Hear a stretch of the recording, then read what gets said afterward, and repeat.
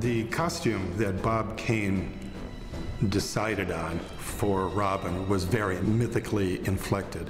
He went to the artwork that emerged out of the whole mythology of Robin Hood, and he took the tunic and the cape and the shoes. And then the colors, again, are very significant. The red and the green. The red is the symbol of freedom, the freedom of the bird in flight.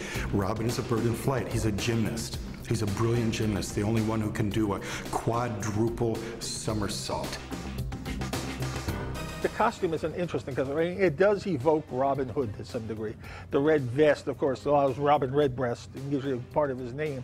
So it works on two levels, as Robin Redbreast, as Robin Hood.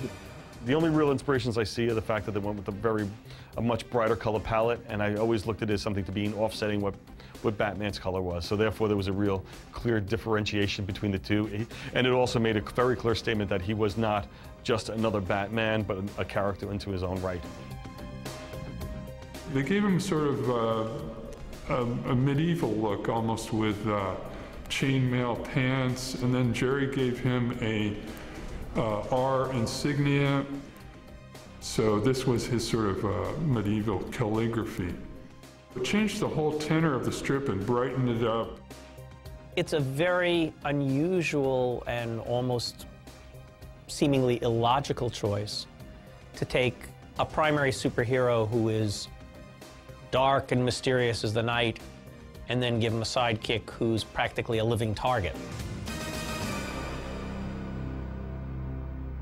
There's another fascinating aspect to the costumes of both Batman and Robin, and that is the mask.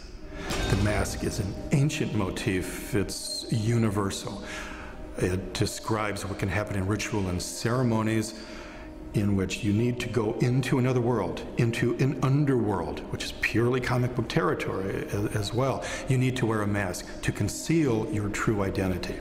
Also to seek a kind of protection against anything malevolent that could happen to you in this afterworld. Why sacrifice your personal life?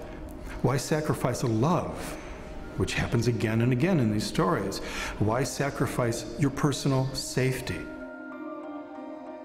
Well, pulp characters sometimes use domino masks. What's also interesting is that Batman initially, the way Bob Kane initially created him, had a domino mask. So I don't know whether unconsciously they had that in their mind that Robin might, as Batman's protege, wear the mask that Batman lost when he got the cowl. To look at the stories this way gives it a whole nother engine. These are two people who are hiding. They are masquerading through a good period of their lives. Why are they doing this? Because they feel there's a greater good at stake here. And the greater good is that they make atonement for the tragedy that happened when they were young.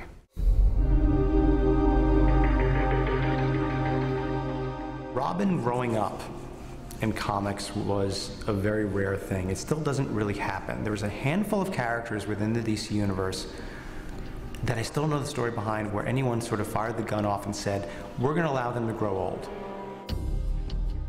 Well, for a time we sent him off to college. We figured this kid has spent enough time. Who does he think he is? Peter Parker? How long is it going to take him to get out of high school? So we invented a Gotham City equivalent, I guess, of Columbia, and sent him there, and that left him available for plot purposes. And yet it was logical that he was not always at Bruce Wayne's, our Batman, side.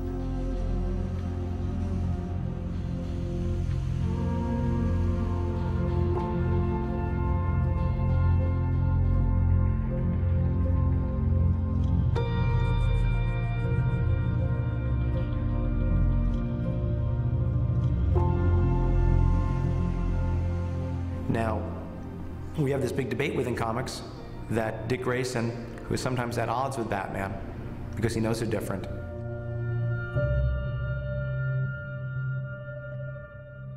doesn't really want to become Batman. In a way, it's the fight that a father has with the son, that this is your life. This is not my mantle. This is not what I'm going to become. It organically turns into that, because that's just what that mentor relationship does. It's passing the torch. It's passing knowledge down to the next generation. Okay, I'm done being your kid's sidekick. That was a great job. You taught me everything I needed to know. I need to go be my own person now. And Robin the boy wonder isn't, I'm not going to be the Robin the man wonder. That's not going to work. I think you're bound to, when you have two people that spend enough time together, you're bound to have conflict in between them, especially someone growing up. I mean, it goes back to the father-son motif of Batman and Robin, that, you know, eventually the son, you know, grows away from the ideas of the father, and or becomes an evolution of that. And that's what Robin becomes.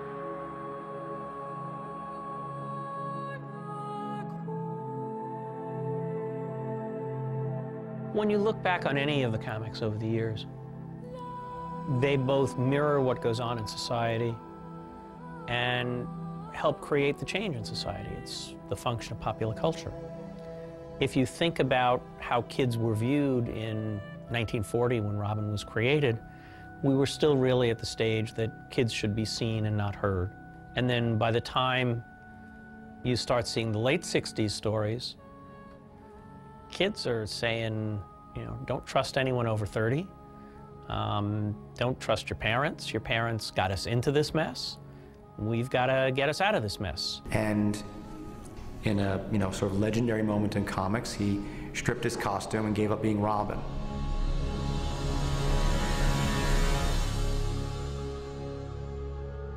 And for a real brief period of time, he said, I don't know what will become next. And there was a handful of comics where Dick Grayson was just Dick Grayson.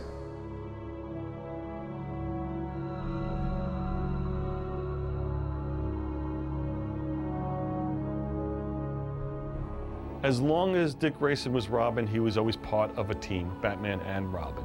It was very hard for Robin to establish, Dick Grayson as Robin, to establish himself in his own right. Batman is the soldier, and now Robin is the recruit, who I think Batman always eventually assumed. Sometime I'm going to die, probably not of old age, and someone should take over this fight. And it will be Dick. This will be his job. Until he finally did it and put on the costume of Nightwing, and Nightwing is who he became.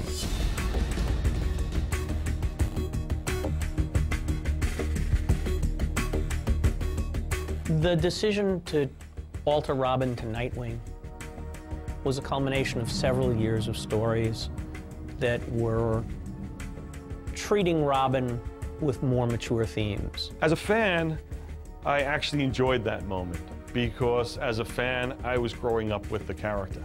And I felt myself changing, and it's fun to watch a character actually change with us. His stories were more independent to Batman, and the things that perhaps made him a perfect complement to Batman weren't working the same way. Characters never really move. Sometimes they move off on their own, but they don't abandon the identity that they had as a kid to become a whole other character. If you look at a hero, a lot of heroic behavior is compensation. All heroes are wounded and incomplete. A hero is an incomplete character. A hero is someone who is stuck. And how do you get unstuck? You go on a journey, you take on an adventure, and you need to be challenged. So by doing that, that forced part of the maturation of Dick Grayson, by moving him away from Bruce Wayne, you know, and that's where you start to see the change over. This was also an important motif in World War II, when servicemen were having to become their own fathers. They have to raise themselves quickly up to do things that would be difficult for full-blown adults who had a lot of experience and a lot of maturity under their belts. Both things are going on in the Batman and Robin mythology. For the most part, the rule of thumb in writing is that people respond best to an aspirational character. So to give him a full feeling of independence, to give him a full feeling of storytelling, by changing the visual to Nightwing, if you didn't know it was Dick Grayson, you didn't bring that immediate baggage to mind. And even if you did know, it sort of filed away the knowledge a little further back so that you could approach the character fresh as he was being presented in that context. Again, it comes back to Batman being this agent of vengeance. That's not Dick Grayson. You know, he's much more a person who lives in the world. He's generally a happier person. And in that, I think that happier person is Nightwing. And in a sense, Nightwing was the stepping stone for him eventually becoming Batman.